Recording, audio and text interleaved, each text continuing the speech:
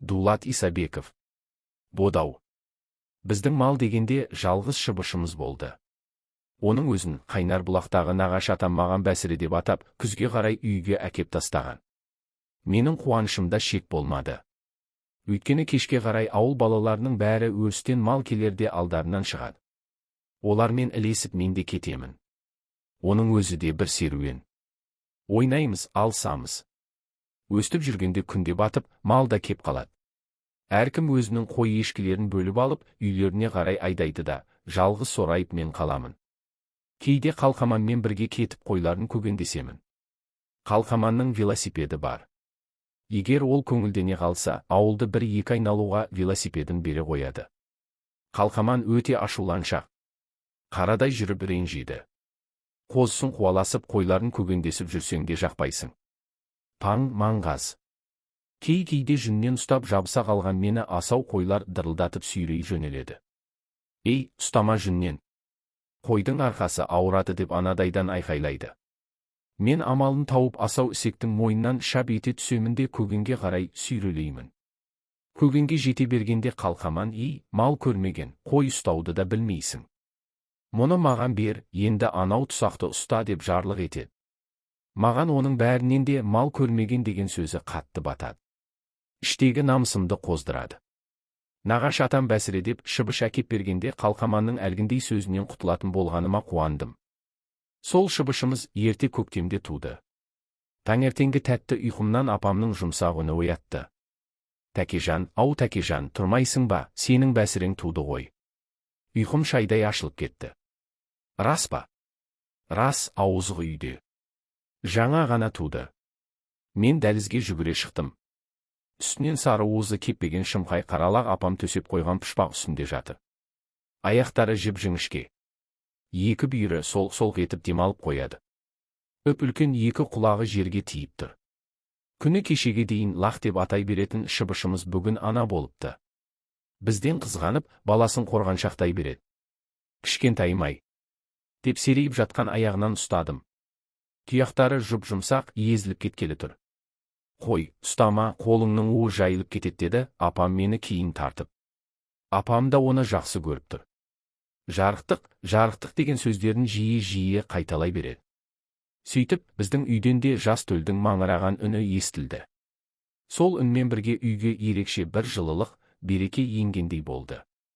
Арада 2 күн өткен соң ақ қаралақ селтеңдеп шыға келді. Салпаңдаған екі құлағы қандай әдемі. Бір тыным таппайды.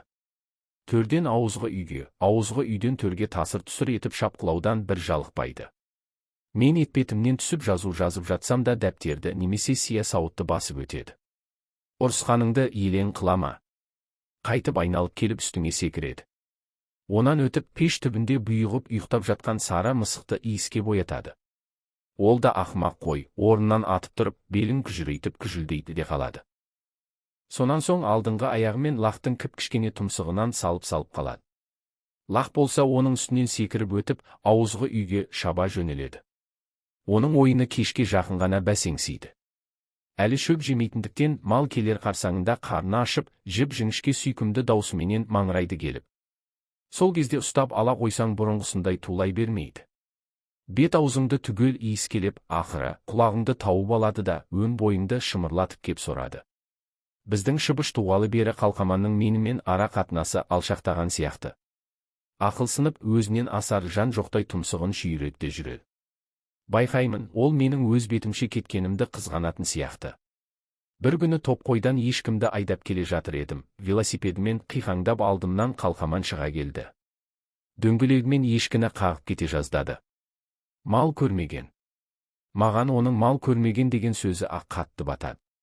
Ол мұны айтқанда кекетіп, кемсініп айтады. Не дедің? Мал көрмеген деймін. Немене қадала қалдың сонша, мал көрмегенің өтірік пе? Егер велосипедімнің дөңгелегін майыстырсаң бар ғой, оның құнын төлеуге үй мүлкіңді түгел сатсаң да жетпейді. Менің намысым қозды. Бәлем, қатырдым ба дегендей, тұмсығын көтеріп бара жатқан оны қуып жеттім де велосипедінен жұлып алдым. Әлгі сөзіңді қайтып аласың ба? Ол сасқан жоқ. Айтқаным айтқан. Сенен қорқып сөзімді қайтып ала алмаймын. Ал ендеше көрде тұр. Мен оның велосипедін терең жарға итеріп жібердім. Велосипед қиқан-қиқан етіп барды да, сәлден кейін ақ жардан жарға соғылып, домалай жөнелді. Қалқаман отыра кетіп өкіріп жылап жіберді. Менің кегім қайтты. Бірақ кешкілік күтпеген жағдай болды. Қалқаманның әке-шешесі келіп апаммен ұрыс шығарды. Велосипедтің бодауын төлейсіңдер деді. Бере қояр ақша болмаған соң көгенде тұрған шыбышты ағытты. Апам үнсіз отыр. Олар қорадан шыға бергенде ғана, тым болмаса лағын қалдырыңдаршы, деп айғайлап жібердім. Баламыздың велосипедін қашан төлейсіңдер, сонда аласыңдар деп олар шыбышты айдады да кетті. Құлағы салпаң-салпаң етіп кішкентай сүйкімді лағым кетіп барады. Үйден ұзаған сайын жүрегімде езіле түскендей болады. Булығып жылап жібердім. Апам жұбатқан болады. Қой, құлыным. Жасыңды әуре қылып қайтесің. Жан аман болсын, мал деген табылат деп қояды. Сол түні екеуміз де сөйлескен жоқпыз. Күнде осындай кезде, ерке лақ аула ішінде асыр салып секектеп жүретін. Енді ол мүлде жат қораға кетті. Ешқашан көрмеген қорасы. Үйренгенше құлағы селтеңдеп ойнамайды да-ау. Оның велосипедін жардан итеріп нең бар еді дейді, апам бос қалған көгенді жинап жатып. Бұл жайттың ол кісіге де оңай тиіп жүрмегенін осы сөзінен білемін.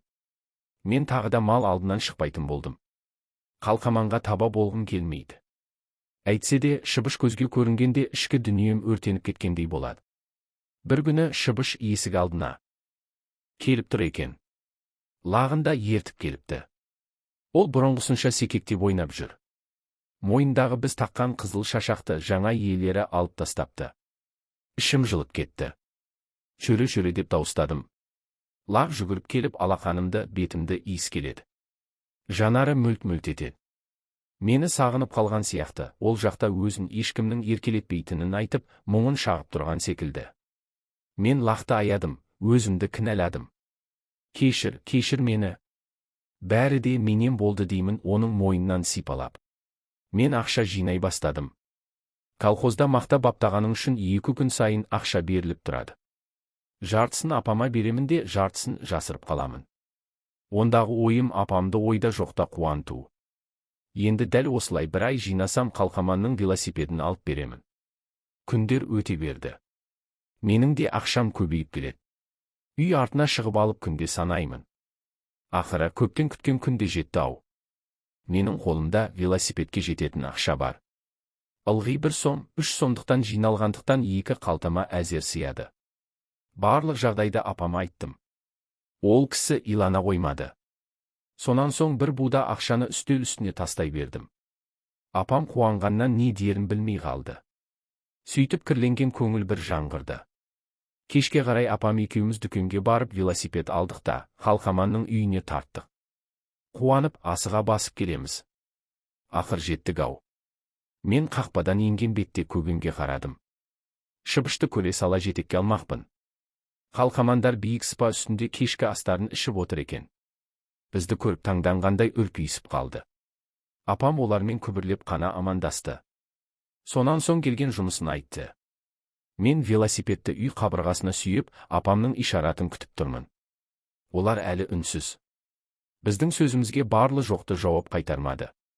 Осы кезде Қалқаман менің қасыма келіп, сендердің шыбыштарыңды сойып тастағанбыз деді.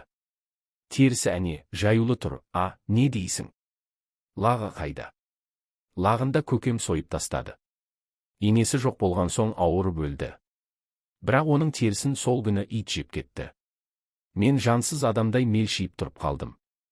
Ойымды Қалқаманның көкесінің гүрілдеген үні бұзып кетті. Рас еді деді ол шайын сораптап отырып. Әнеугіні жаман бір түс көріп. Содан Құдайға шалып жібердік. Басқа малдың реті болмады. Ал велосипедіңді қайта алып кете бер, Қалқаман жанға басқасын алып берерміз.